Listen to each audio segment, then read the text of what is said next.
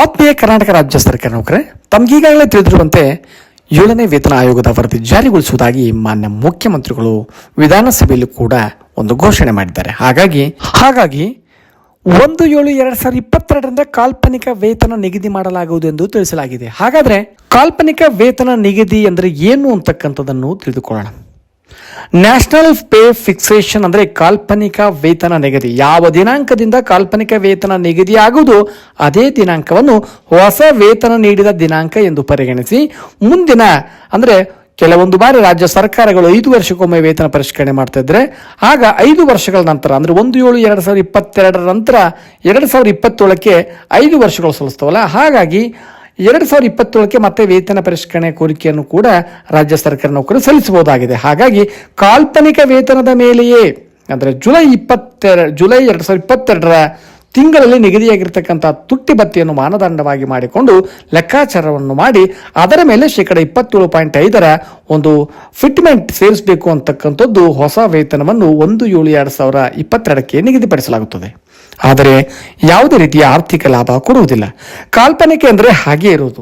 ಆರ್ಥಿಕ ಲಾಭ ಕೊಡದೆ ಕೇವಲ ಫಿಟ್ಮೆಂಟ್ಗೆ ಮಾತ್ರ ತೆಗೆದುಕೊಂಡು ಅದೇ ಫಾರ್ಮುಲಾವನ್ನು ಹಾಲಿ ಪಡಿತಕ್ಕಂಥ ವೇತನದ ಮೇಲೆ ಫಿಕ್ಸ್ ಮಾಡಿಕೊಂಡು ಬರುವುದಾಗಿದೆ.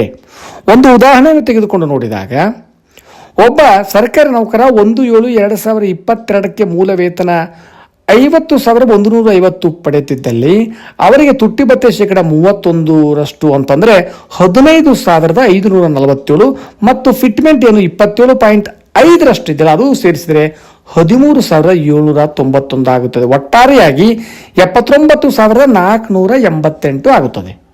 ಹೊಸ ಪೇ ಸ್ಕೇಲ್ನಲ್ಲಿ ಈ 79,488ಕ್ಕೆ ಹತ್ತಿರದ ಹೆಚ್ಚಿನ ಮೊತ್ತದ ಬೇಸಿಕ್ ಪೇ ಯಾವುದನ್ನು ನೋಡಿಕೊಂಡು ಬಂದಾಗ ಅದರಲ್ಲಿ ನಮಗೆ ಸಿಗ್ತಕ್ಕಂಥದ್ದು 79,900 ರೂಪಾಯಿ ಹತ್ತಿರದ ಮೊತ್ತವಾಗಿದೆ. ಹೀಗಾಗಿ ಆ ಒಬ್ಬ ಸರ್ಕಾರಿ ನೌಕರನಿಗೆ 1/7/2022ಕ್ಕೆ 79,900 ರೂಪಾಯಿ ಕಾಲ್ಪನಿಕ ವೇತನ ನಿಗದಿ ಮಾಡಬೇಕಾಗುತ್ತದೆ ಮತ್ತು ಅಲ್ಲಿಂದ 2 ವರ್ಷದ ವಾರ್ಷಿಕ ವೇತನವನ್ನು ಕೂಡ ಅದರಲ್ಲಿ ಸೇರಿಸಬೇಕಾಗುತ್ತದೆ.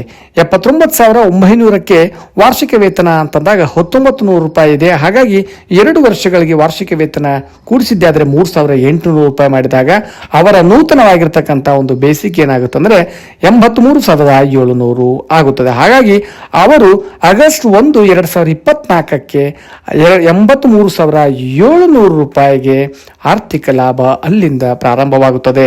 ಹಾಗಾಗಿ ಕಾಲ್ಪನಿಕ ವೇತನ ನಿಗದಿ ಮಾಡಿದಾಗ ಅಲ್ಲಿ ಕೇವಲ ಫಿಟ್ಮೆಂಟ್ ಅನ್ನು ಕೂಡ ಕೂಡಿಸಲಾಗುತ್ತದೆ.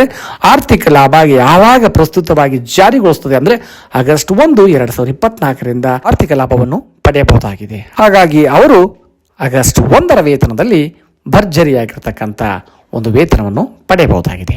ಧನ್ಯವಾದಗಳು.